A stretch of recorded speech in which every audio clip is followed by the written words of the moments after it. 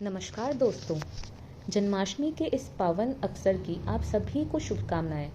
आइए जन्माष्टमी के दिन अपन श्री कृष्ण की जन्म कथा सुनते हैं। द्वापर युग में जब पृथ्वी पाप और अत्याचारों के भार से दबने लगी तो पृथ्वी गाय का रूप बनाकर सृष्टिकर्ता विधाता ब्रह्मा जी के पास गई। सभी देवता ब्रह्मा जी के पास गए और ब्रह्मा जी को पृथ्वी की दुखांत कथा सुनाई।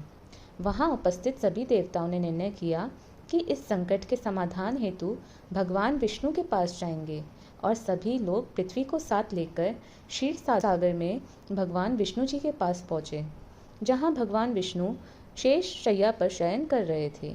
वहां जाकर सभी देवतागण भगवान विष्णु की स्तुति करने लगे। स्तुति करने से भगवान विष्णु की निद्रा भंग हुई। तब विष्णु जी ने सबसे आने का कारण पूछा। तब दीन वाणी से पृथ्वी बोली, महाराज, संपूर्ण भूमंडल पाप और अत्याचारों से घिर गया है और पृथ्वी इन पाप और अत्याचारों के भार से दबने लगी है, इसलिए कृपा करके इस संकट का निवारण करें। यह सुनकर भगवान बोले, मैं ब्रजमंडल में वसुदेव गोप की भार्या कंस की बहन देवकी के गर्भ से जन्म लूंगा, इसलिए तुम ब्रज भूमि में जाकर यादव कुल में अपना शरीर धारण करो। इतना कहकर भगवान विष्णु अंतर्धान हो गए और देवता तथा पृथ्वी ब्रजभूमि में आकर यादव कुल के नंद यशोदा तथा गोपियों के रूप में पैदा हुए। इसके बाद कुछ दिन ऐसे ही व्यतीत हो गए। वसुदेव नवविवाहित देवकी तथा साले कंस के साथ गोकुल में जा रहे थे। तभी अचानक भविष्यवाणी हुई कि हे कंस, जिसको तू अपनी बहन समझकर अपने साथ लेकर जा रहा है, उसी के गर्भ से 8वां पुत्र होगा जो तेरी मृत्यु का कारण बनेगा। इतना सुनते ही कंस तलवार उठाकर देवकी को मारने के लिए दौड़ा।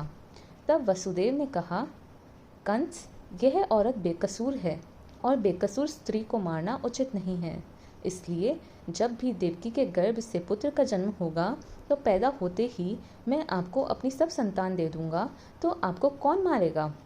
कंस ने उनकी बात मान ली और वसुदेव तथा देवकी को ले जाकर जेल में बंद कर दिया। जब भी देवकी के पुत्र होता तो कंस उन्हें मार देता।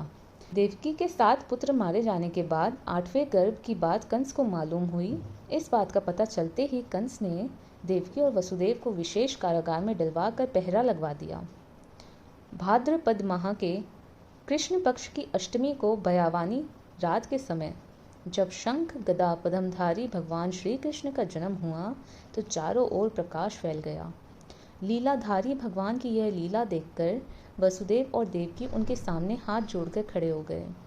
भगवान श्री कृष्ण ने जब अपना बाल स्वरूप लिया तब देवकी और वसुदेव के हाथों की हथकड़ियाँ टूटकर खुल गई, दरवाजे अपने आप खुल गए और पहरेदार सोते हुए नजर आए। तब वसुदेव कृष्ण जी को अपने साथ लेकर वहां से निकल गए। जब वसुदेव ने यमुना को पार करने के लिए अंदर प्रवेश किया तो यमुना का स्तर बढ़ने लगा।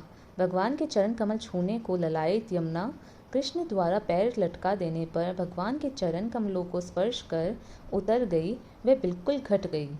वसुदेव यमुना पार कर गोकुल धाम पहुँच गए। वहाँ जाकर खुले दरवाजे और सोई हुई यशोदा को देखकर बालक कृष्ण को वहीं सुला दिया और सोई हुई कन्या को लेकर चले आए। जब वसुदेव वापस कारागार में पहुँचे तो अपने आप उनकी बेड़ियाँ लग गई और दरवाजे बंद हो गए। दरवाजे बंद होने के बाद वहां सोए हुए पहरेदार भी जग गए। हथकड़ियाँ लगने के बाद कन्या रोने लगी। जब जगे हुए पहरेदारों ने कन्या का रुदन सुना, तुरंत कंस के पास खबर भेज दी कि देवकी का 8वां पुत्र जन्म ले चुका है। यह सुनकर कंस तुरंत दौड़ता हुआ आया।